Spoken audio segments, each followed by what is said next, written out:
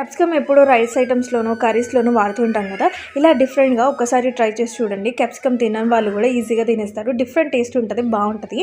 First అయితే మనం stove on చేసుకొని ప్యాన్ పెట్టేసుకొని ఆయిల్ వేసేసుకోవాలి. ఆయిల్ హీట్ అయిన తర్వాత పచ్చిమిర్చి వేసుకొని బాగా ఫ్రై చేసుకున్న తర్వాత ఇందులోకి ఒక టమాటా వేసేసుకోవాలన్నమాట. టమాటా కూడా బాగా కొంచెం మగ్గిన తర్వాత క్యాప్సికమ్ కూడా వేసేసుకొని ఇలా బాగా ఫ్రై చేసేసుకోవాలి.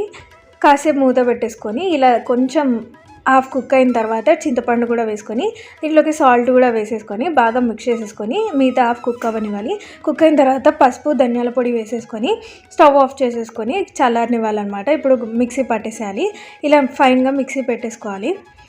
ఇలా మిక్సీ పట్టుకున్న దాన్ని మళ్ళీ ప్యాన్లో ఆయిల్ వేసేసుకొని దాంట్లోకి తాలింపు అనమాట, జీలకర్ర ఆవాలు అండ్ ఎల్లిపాయలు చిన్నగా కట్ చేసి పెట్టుకున్న ఎల్లిపాయలు, ఎండుమిర్చి కూడా వేసేసుకొని అండ్ కరివేపాకు మనం చేసుకున్న పేస్ట్ కూడా వేసేసుకొని మిక్స్ చేసేసుకోవాలి. చాలా టేస్టీగా ఉంటుంది, ట్రై చేయండి. Thanks for watching.